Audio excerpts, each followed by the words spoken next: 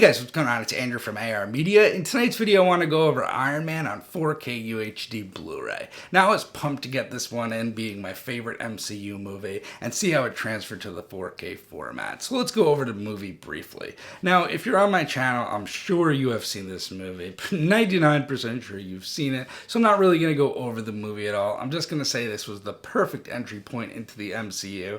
It was a great first movie because it had a bit of every genre. It had something for everybody to get you hooked on the universe. Now, as the MCU went further and further, you needed to know more characters, and it went back to the comics a bit more.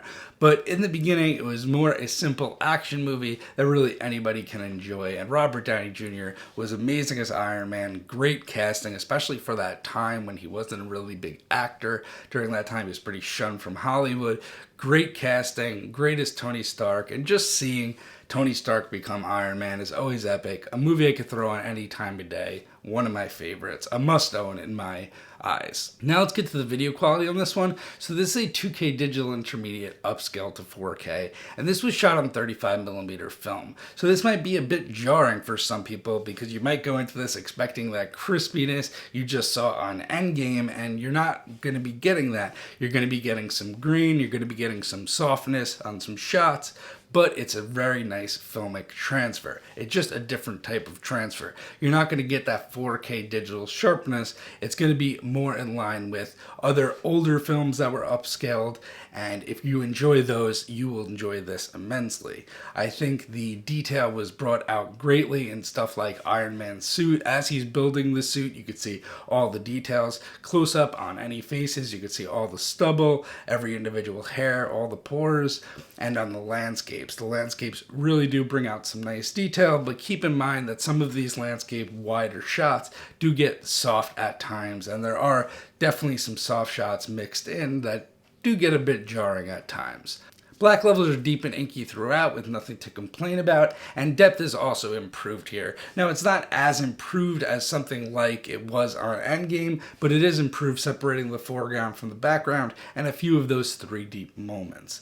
Now let's get to the HDR usage on this one. So this one has HDR10, no Dolby Vision again on this one, but the HDR is put to good use. Now this is a natural color palette, and the colors pop on this one, but it's not going to be anything that really wows you to a crazy extent. The film definitely holds back the color a bit, but the reds are nicely represented. Anytime there's an explosion, the HDR usage is used greatly, and where the HDR usage really shines is actually like the first half of the movie, where it takes place in very dark corridors where Tony Stark is kidnapped, and there's a lot more shadow detail in those places, and the HDR is very good in those places. Don't get me wrong, the HDR definitely shines, but it's not going to pop off the screen like Aquaman or some other titles.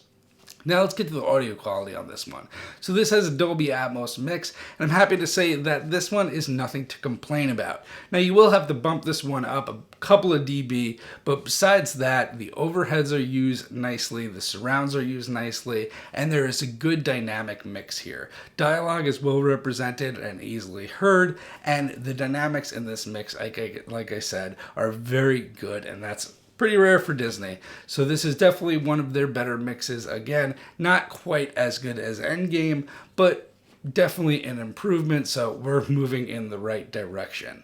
So anyway, guys, I'm going to say this is a must-buy for anyone who's an MCU fan, because this is a must-own MCU movie. It is the milestone for MCU, the beginning of MCU, and I just love Iron Man. So I know I'm gushing here, but yeah, clearly a recommend day one purchase for me. A very nice upgrade when it comes to detail and sharpness, a great upgrade when it comes to the Atmos, and a welcome addition to the collection. So anyway, guys, I'm going to leave links in the description for this movie. Using those links gives me a small kickback to review more 4Ks for you guys. So anyway, I hope you guys have a good night, and I'll see you in the next one.